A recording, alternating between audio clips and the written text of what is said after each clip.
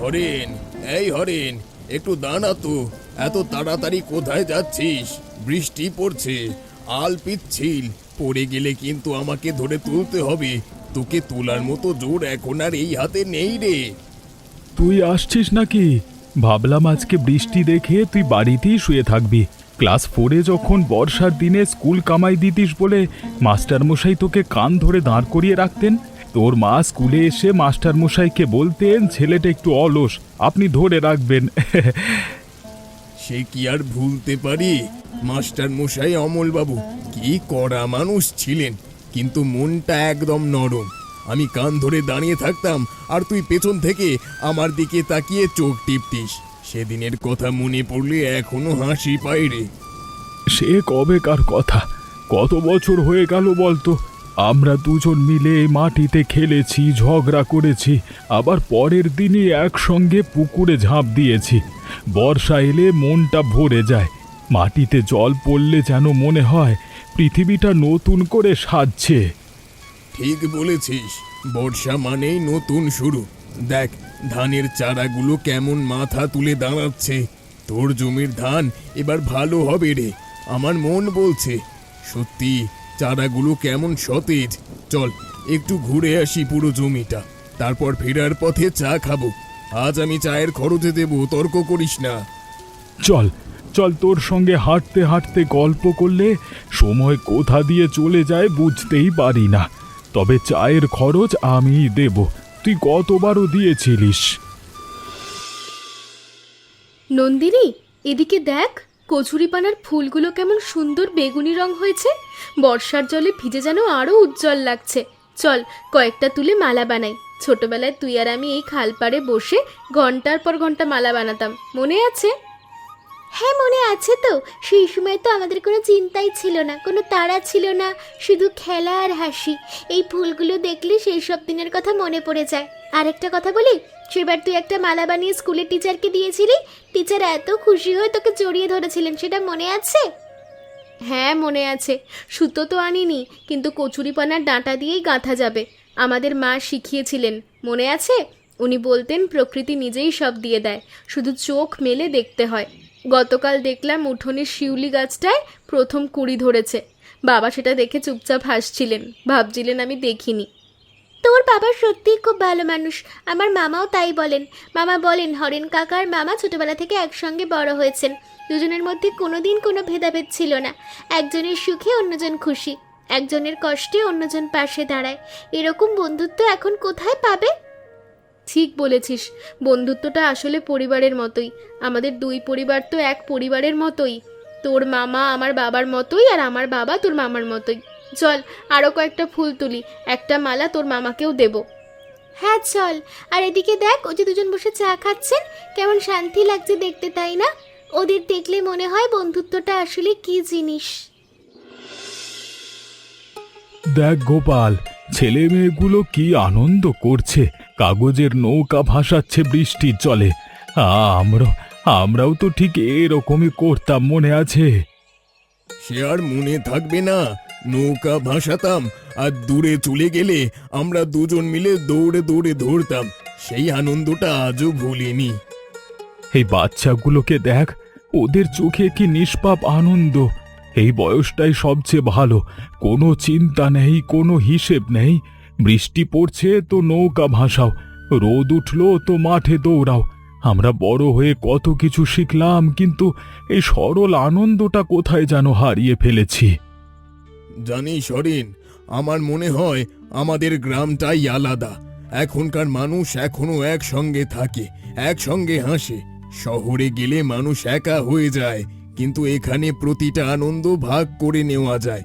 এই গ্রাম, এই মাটি, এই বৃষ্টি, সব মিলিয়ে যে সুখ, সেটা কোথাও পাওয়া যায় না। চল আজকে আবার ছোটবেলায় ফিরে যাই। তবে তুই বানাবি, আমি ভাসাবো। তোর হাতের কাজ ভালো, আমি ভাসাতে ওস্তাদ। ঠিক আছে, তবে এবার যেন হারিয়ে না যায়। হরিণ, আমি গত কয়েকদিন ধরে একটা কথা ভাবছি, তোকে বলবো বলে মনে মনে পরিকল্পনা সাজিয়েছি। দেখ, আমাদের গ্রামের পুকুর পাড়টা কেমন ফাঁকা পড়ে আছে। ওখানে যদি আমরা একটা ছোট ফুলের বাগান করি তাহলে কেমন হয়? একটা সুন্দর জায়গা হবে সবার জন্য। তুই তো পুরো নকশাই করে ফেলেছিস দেখছি। তুই কি পুরোটা ভেবেছিস কিভাবে করবি? আর জায়গাটা তো পঞ্চায়েতের, অনুমতি লাগবে না? সেটা আমি ভেবেছি। পঞ্চায়েতের প্রধান তো ভূপেন্দা, উনি তো আমাদের চেনেন। উনি নিশ্চয়ই রাজি হবেন, গ্রামের ভালোর জন্যই তো। তোর মুখে মধুরে গোপাল। ঠিক আছে, আমি রাজি, তবে একটা শর্ত, সব কাজ দুজন মিলে করব, কোনো সিদ্ধান্ত একা নেব না, কেমন? সে তো বলাই বাহুল্য। আমরা দুজন মিলে শুরু করব, দুজন মিলে শেষ করব। আগামীকাল থেকেই কাজ শুরু করি। আর শোন, আমি ভাবছি বাগানের একটা নামও দেব, কি বলিস?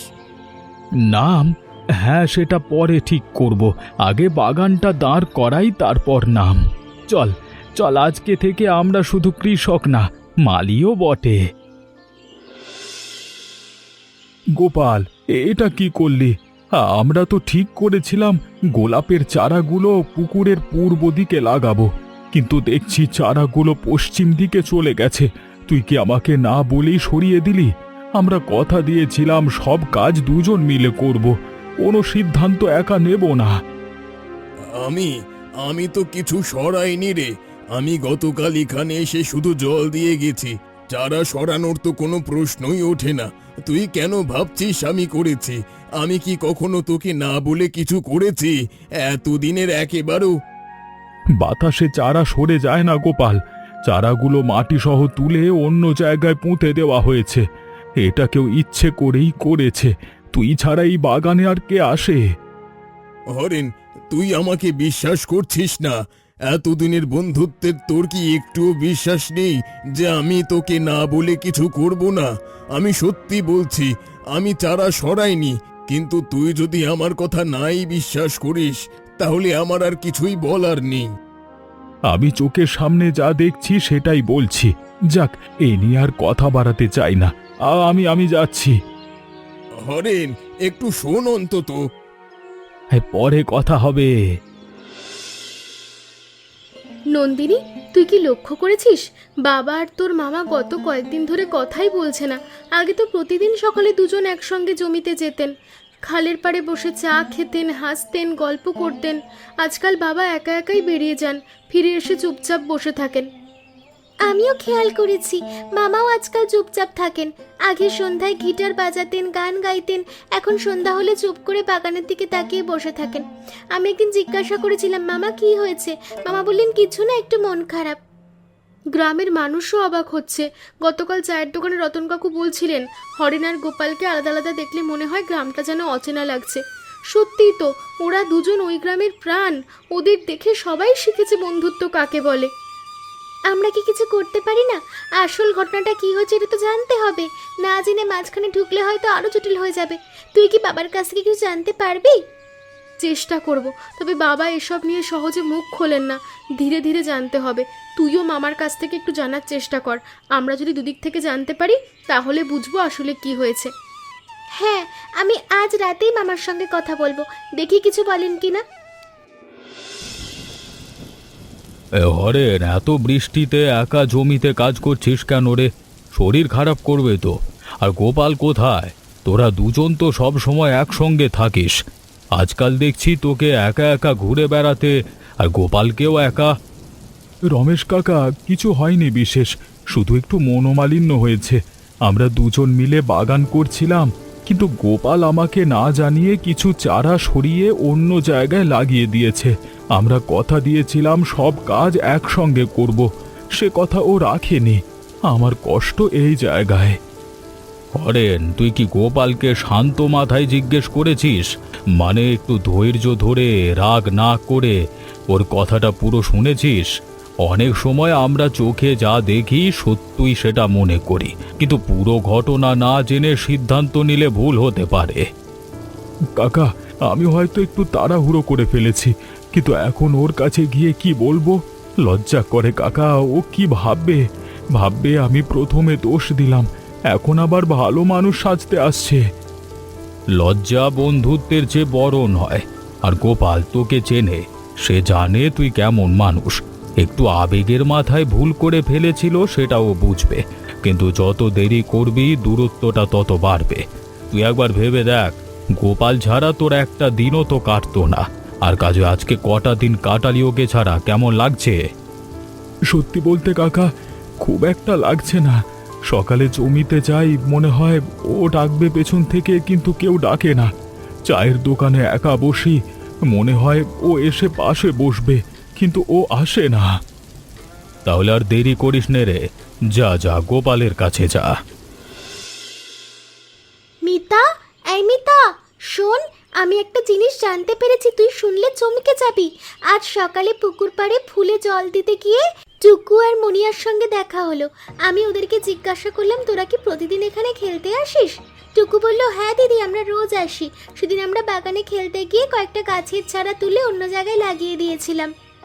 তার মানে চারাগুলো গোপাল কাকা সরাননি, ছোট বাচ্চারা খেলতে গিয়ে ভুল করে সরিয়ে দিয়েছিল। তার মানে গোপাল কাকা সত্যিই নির্দোষ ছিলেন, বাবা না জেনেই ওনাকে দোষ দিয়েছেন। ঠিক তাই, আমার মামা দোষ করেননি, ছোট বাচ্চারা খেলার ছলে চারা সরিয়ে দিয়েছে, এটা ওদের দোষও না, ওরা তো বুঝতে পারেনি। কিন্তু এই ছোট্ট ঘটনার জন্য দুজনের বন্ধুত্বের মধ্যে এত দূরত্ব হলো। মিতা, আমাদের কিছু করতেই হবে এখন। হ্যাঁ চল, এক্ষুনি আমরা রমেশ কাকার কাছে যাই। এই সত্যটা বাবার কানে পৌঁছতেই হবে, একটা দিনও নষ্ট করা যাবে না। আয় হরেন, বস, তোর জন্যই অপেক্ষা করছিলাম। দেখ, গতকাল নন্দিনী আর মিতা এসেছিল আমার কাছে, ওরা একটা গুরুত্বপূর্ণ তথ্য জানতে পেরেছে। তুই যে ভেবেছিলিস গোপাল তোকে না বলে চারা সরিয়ে দিয়েছে, সেটা আসলে সত্যি না। গ্রামের দুটি ছোট বাচ্চা টুকু আর মুনিয়া, ওরা খেলতে গিয়ে চারাগুলো তুলে অন্য জায়গায় লাগিয়ে দিয়েছে। কাকা, তুমি কি বলছো? তার মানে গোপাল সত্যি কিছু করেনি, সে নির্দোষ ছিল? আর আমি তাকে এত কথা বলে এসেছি, তার উপর এত অভিমান করেছি, এতদিন ধরে কথা বলিনি। হায় হায় হায়, আমি কি করলাম কাকা? গোপাল আমার সবচেয়ে কাছের মানুষ, আর আমি তাকে না জেনে না বুঝে দোষী করে ফেললাম। হরেন, ভুল তো মানুষেরই হয়, কিন্তু ভুল বুঝতে পারাটাই আসল কথা। তুই বুঝতে পেরেছিস, সেটাই তোর বড়ত্ব। এখন তোর একটাই কাজ, গোপালের কাছে যা, মনের কথা খুলে বল। বন্ধুত্বে অহংকারের কোনো জায়গা নাই রে। তোরা দুজনে গ্রামের আলো, তোদের দেখে সবাই শেখে। তোদের মধ্যে দূরত্ব থাকলে পুরো গ্রামটাই যেন স্তব্ধ হয়ে যায়। তুমি ঠিক বলেছ কাকা, আমি যাব গোপালের কাছে, কিন্তু মুখে কথা আসবে তো? আমি কি বলে শুরু করব? ভাবছি ও আমাকে দেখে মুখ ফিরিয়ে নেবে না তো। হৃদয় থেকে কথা বললে শব্দ খুঁজতে হয় না, আর গোপাল তোর বন্ধু, সে কখনো মুখ ফিরিয়ে নেবে না। তুই শুধু যা, বাকিটা এমনিতেই হয়ে যাবে। গোপাল, তুই এসেছিস? গোপাল, আমি আমি তোকে একটা কথা বলতে এসেছি। জানি না কিভাবে শুরু করব। আমি জানতে পেরেছি চারার ব্যাপারটা। ছোট বাচ্চারা খেলতে গিয়ে চারা সরিয়ে দিয়েছিল, তোর কোনো দোষ ছিল না। আমি তোর কাছে যে অন্যায় করেছি সেটা বলবার ভাষা আমার নেই। হরিণ, তুই জানিস আমার সবচেয়ে বড় কষ্ট কোথায় ছিল? চারা সরানোর অভিযোগ না, আমার কষ্ট ছিল এটা ভেবে যে আমার বন্ধু আমাকে বিশ্বাস করলো না। আমি বারবার বলেছি আমি করিনি, কিন্তু তুই আমার কথায় কান দিলি না। সেই কষ্টটা রে, সেটাই সবচেয়ে বেশি লেগেছে। আজ তুই এসেছিস, নিজে থেকে এসেছিস, এটাই আমার কাছে অনেক বড় কথা। তুই যে এসেছিস, এতেই আমি বুঝতে পারছি আমাদের বন্ধুত্ব এখনো আগের মতোই আছে। আমি সত্যি লজ্জিত গোপাল, তোকে কষ্ট দিয়েছি এটা আমি কোনোদিন ভুলবো না, আর কোনোদিন এরকম ভুল করব না, এটা আমি তোকে কথা দিচ্ছি। তুই আমার বন্ধু রে, বন্ধুর ওপর রাগ থাকে, কিন্তু বন্ধুত্ব কখনো শেষ হয় না। আয় ভেতরে আয়, চা বানাই। আর শোন, ওই চারাগুলো আবার পূর্ব দিকে সরিয়ে লাগাতে হবে, দুজন মিলে লাগাবো, কেমন? দুজন মিলে, সব সময় দুজন মিলে। নন্দিনী, দেখ সুন্দর হয়েছে বাগানটা।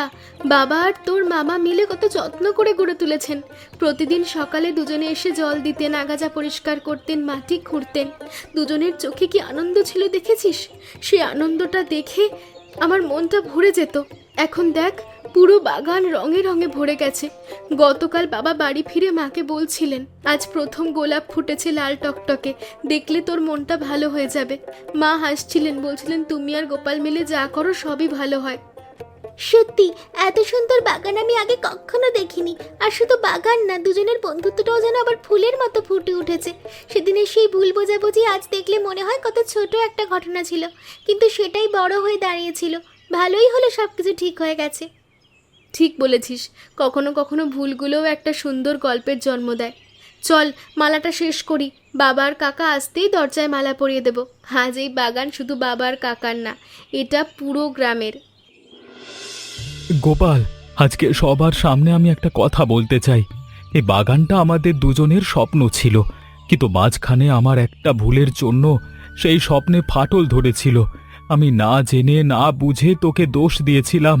একটা ছোট্ট ভুল বোঝাবুঝির জন্য আমি আমার সবচেয়ে প্রিয় বন্ধুটাকে কষ্ট দিয়েছিলাম। আজকে সবার সামনে বলছি, বন্ধু না বুঝে অভিমান করেছি রে বন্ধু, আমাকে ক্ষমা করে দে। তোর বন্ধুত্ব আমার জীবনের সবচেয়ে বড় সম্পদ, সেটা হারাতে আমি রাজি নই। আমি শিখেছি যে কাউকে দোষ দেওয়ার আগে তার কথাটা পুরো শুনতে হয়। এই শিক্ষাটা আমি সারা জীবন মনে রাখব। হরিণ, তুই আমার বন্ধু, শুধু বন্ধু না, তুই আমার ভাইয়ের মতো। বন্ধুত্বে ক্ষমা চাইতে হয় না, তবু তোর কথা রাখলাম। আমি জানি তুই মনে মনে কষ্ট পেয়েছিস, আমিও পেয়েছি, কিন্তু সেই কষ্ট আজ শেষ। আমাদের বন্ধুত্ব কোনো ভুল বোঝাবুঝির চেয়ে অনেক বড়, অনেক গভীর। এই বাগানটাই তার প্রমাণ। দেখ, আমরা দুজন মিলে কত সুন্দর একটা জায়গা তৈরি করেছি। এই ফুলগুলো আমাদের বন্ধুত্বের মতো, যত্ন করলে ফোটে, অবহেলা করলে শুকিয়ে যায়। আজ থেকে আমরা শুধু এই বাগানের না, আমাদের বন্ধুত্বেরও যত্ন নেব প্রতিদিন। অরেন, গোপাল, তোদের দুজনকে দেখে আমার বুকটা ভরে যাচ্ছে রে। আজকে এই বাগানে এসে এই ফুলের সুবাসে এই বর্ষার শেষ রাতে আমার মনে হচ্ছে জীবনটা সত্যি সুন্দর। তোরা দুজন যখন কথা বলতিস না, তখন আমার মনে হতো গ্রামটাই যেন অন্ধকার হয়ে গেছে। কিন্তু আজকে তোদের একসঙ্গে দেখে মনে হচ্ছে আবার সব আলোয় ভরে গেছে। আমার বয়স হয়েছে, কিন্তু তোদের এই বন্ধুত্ব দেখে মনে হয় আমার আরও অনেক দিন বেঁচে থাকতে হবে, তোদের হাসি দেখতে হবে। কাকা, তুমি না থাকলে হয়তো আমি আরো অনেক দিন অভিমান করে বসে থাকতাম। তুমি আমাকে বুঝিয়েছিলে, ধৈর্য ধরে শুনিয়েছিলে। আর আর মিতা, নন্দিনী ওরা সত্যটা খুঁজে বের করেছে। সবাই মিলে আমাদের বন্ধুত্বটাকে বাঁচিয়ে দিয়েছে। এ গ্রামের মানুষ, এই সম্পর্কগুলো, এগুলোই তো আসল সম্পদ। টাকা পয়সা আসে যায়, ফসল হয় না, কিন্তু মানুষ থাকলে সব হয়। আমি আজকে বুঝলাম গোপাল আমার জীবনে কতটা জরুরি। ঠিক বলেছিস, বর্ষা যেমন শুকনো মাটিতে প্রাণ ফেরায়, তেমনি সত্যিকারের বন্ধুত্ব অভিমান মুছে হৃদয়কে আবার ভরিয়ে তোলে। এই কথাটা মনে রাখিস তোরা দুজন। জীবনে অনেক ভুল বোঝাবুঝি আসবে, অনেক ছোটখাটো সমস্যা আসবে, কিন্তু মানুষকে বিশ্বাস করা, ভালোবাসা, ক্ষমা করা, এগুলোই জীবনকে সুন্দর করে। আমি এই গ্রামে 60 বছরের বেশি সময় কাটিয়েছি। অনেক মানুষ দেখেছি, অনেক সম্পর্ক দেখেছি, কিন্তু তোদের বন্ধুত্বের মতো বন্ধুত্ব খুব কম দেখেছি। এটা ধরে রাখিস, জীবন ভর ধরে রাখিস। কাকা, তোমার কথা আমরা সারা জীবন মনে রাখব। এই বাগানটা, এই ফুলগুলো, এগুলো শুধু ফুল না, এগুলো আমাদের বন্ধুত্বের সাক্ষী। যতদিন এই বাগান থাকবে, ততদিন আমাদের গল্পটাও থাকবে। আর এই গ্রামের মানুষ যতদিন থাকবে, ততদিন এই বন্ধুত্বের গল্প বলবে। আমাদের ছেলেমেয়েরা শুনবে, ওদের ছেলেমেয়েরা শুনবে। গোপাল, আগামীকাল সকালে জমিতে যাবি তো? আমি আলের উপর দাঁড়িয়ে তোর জন্য অপেক্ষা করব। যাব তো, তবে তুই আগে যাসনি। আমি আসবো, তারপর একসঙ্গে যাব। চায়ের দোকানে চা খেয়ে তারপর জমিতে যাব, কেমন?